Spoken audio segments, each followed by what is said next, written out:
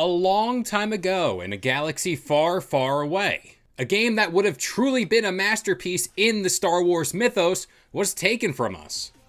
Find out why. Up next.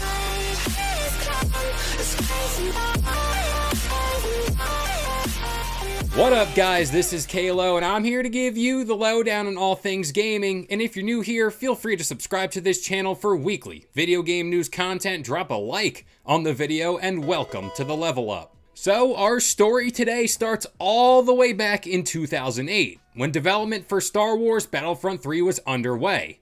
And yes, there was a whole thing before EA. A tweet was sent out to the Twitterverse asking game devs about the one that got away. This referred to any IPs they wanted to work on or any studio they wanted to work for. Well, current lead designer over at Naughty Dog, Michael Barclay, chimed into the Twitter thread stating, quote, "I feel like it's been long enough now to come out and say Star Wars Battlefront 3 was going to be legit incredible. And the fact it got canceled 2 yards from the finish line is an absolute crime. Gamers don't know what they were robbed of."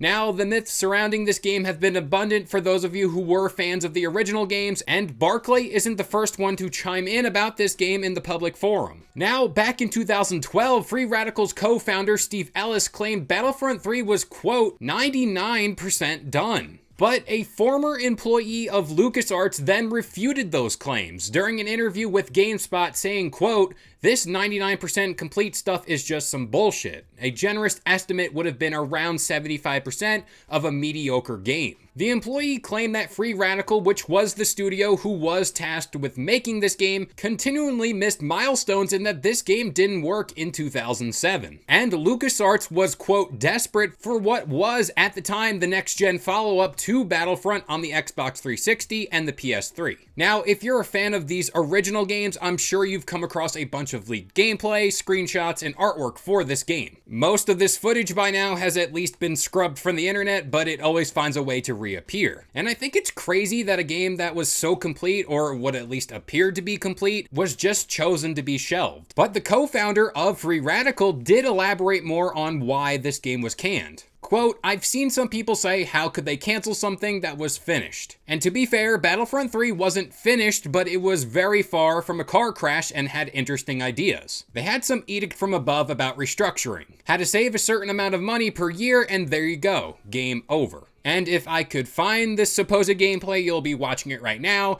and just look how cool this stuff looks. I mean, look at this concept art of a what-if scenario about a Darth Obi-Wan." But looking back at Star Wars Battlefront 2, which was originally released on the PS2, the Xbox, and PC, let me tell you, even though that game was released in 2005, it is some of the best overall Star Wars gameplay of all time. The space combat was so much fun, and the heroes and villains mode featured some of the best characters from both the old movies and the prequels. And don't even get me started about the game's Galactic Conquest mode or story mode. But as per usual, I'm going to pass this question off to you guys. Personally, I believe both iterations of Battlefront, whether it be the EA era or the Free Radical era, do something better in each regard. But if you had to pick one Battlefront to rule them all, who you rocking with? But that about does it here. I've been Kalo. I gave you the lowdown on all things gaming, and if you're new here, feel free to subscribe to this channel for weekly video game news content, drop a like on the video, and this has been your Level Up.